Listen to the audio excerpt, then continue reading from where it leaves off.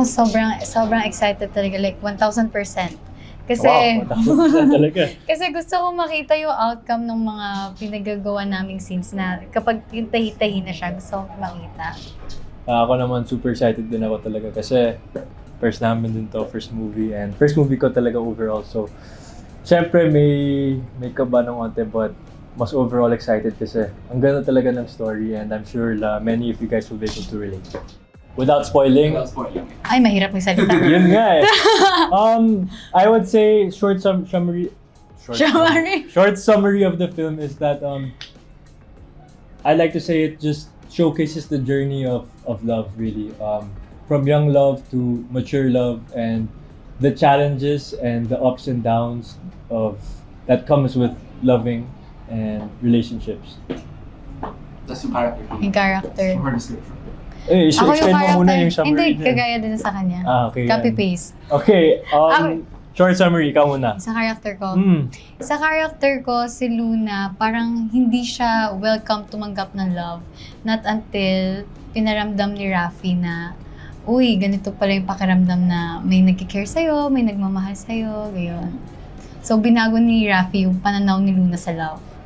At si Rafi naman is a very shy person na natatakot mag-love. Feeling niya hindi siya ready din mag-love. Pero through yung mga ginagawa ni Luna, yung mga ginagawa niya, mas naging lover boy si Rafi. Parang ganun. Without spoiling. Yes. May disclaimer ka pa, without spoiling. Personal similarities. Siguro, kagaya nung answer ko kanina, alam ko kung kailan dapat mag-let go, alam ko kung ano yung makakatulong sa akin. And yung isa yung Similarities. yung differences naman, siguro yung pagka-leader type niya. Kasi ako, mas gusto kong ako yung nagpa-follow. Sunod-sunod lang. Kay Rafi naman, yung mga similarities ko kay Rafi, sabihin ko siguro nung nasa high school ako, mas similar ako kay Rafi kasi tahimik lang, medyo shy, in his shell. Pero si Rafi naman kasi wala siyang masyadong friends and the way he goes through life talaga is yung mga friends na yung mga halaman, mga bulaklak, that's really his hobbies and his passion. So, di naman ako ganun, but yung similarity ko lang na both very shy and tahimik lang, but then you just see as time goes by or as how he experiences the story or the journey, mas nababloom yung pagkatao ni Rafi. Syempre kasama dun yung pag-memorize ng script and meron kaming ginawang workshops na nakatulong talaga sa amin. Kasi before mag-workshop, sobrang kabado talaga ako dahil napasukan nga ako ng pressure. And feeling ko pag under pressure ako, hindi ko talaga magagawa na maayos yung trabaho ko. And nakatulong yung workshop para ma-remind ako kung ano lang yung dapat ko isipin and kung saan ako dapat mag-focus.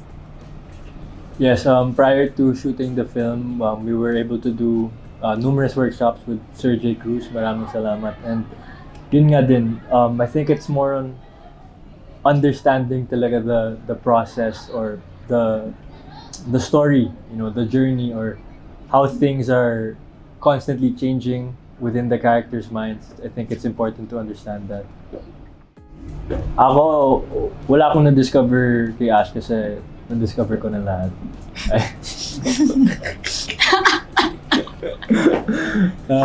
Yeah, ikaw? About yourself, ano na-discover mo about yourself? Ano kaya? Na kaya mo. Pwede. Yeah, in fairness naman, I think we're doing an okay job sa shooting and yun. Yes, tama. Ikaw naman. Ayun, yun din, na-discover ko na kaya namin. As long as, alam mo yun, nandiyan kami para tulungan yung isa't isa, parang i-remind yung isa't isa na kung ano yung kaya namin gawin. Kasi minsan, di ba, pag sa sarili mo, hindi mo makikita yun eh. Kapag ni-remind sa'yo na ibang tao, parang mas magaganahan ka or mas maniniwala ka na kaya mong gawin yung mga bagay na akala mo hindi mo kayang gawin. I think it's really the journey.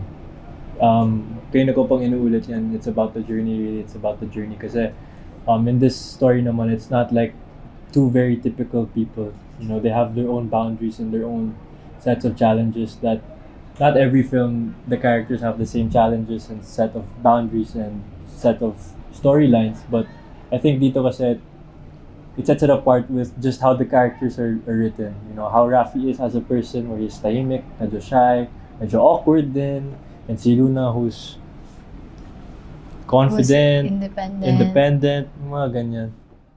Siguro, siguro kagaya ng takeaway ko din na kapag hindi mo na nakukuha kung hindi mo nakukuha yung dapat mong makuha sa partner mo, parang dapat isipin mo rin kung paano yung sarili mo, na huwag mo kalimutan yung sarili mo kahit habang nagmamahal ka ng iba.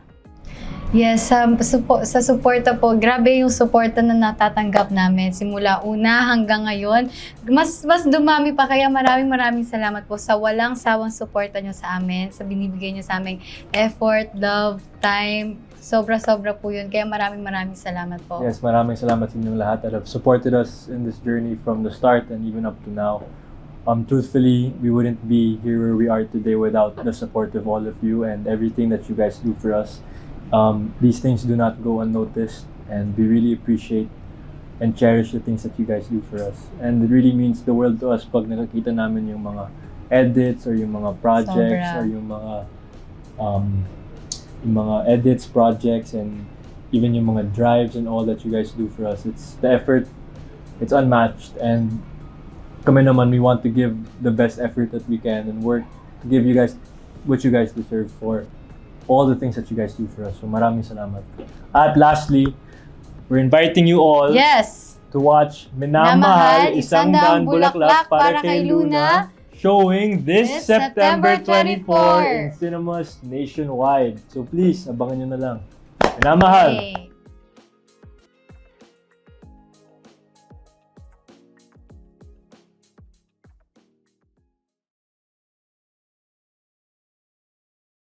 Hi guys, I'm Ashton Olviga. And I'm Andres Mulak. And please visit pikapika.ph. Yeah.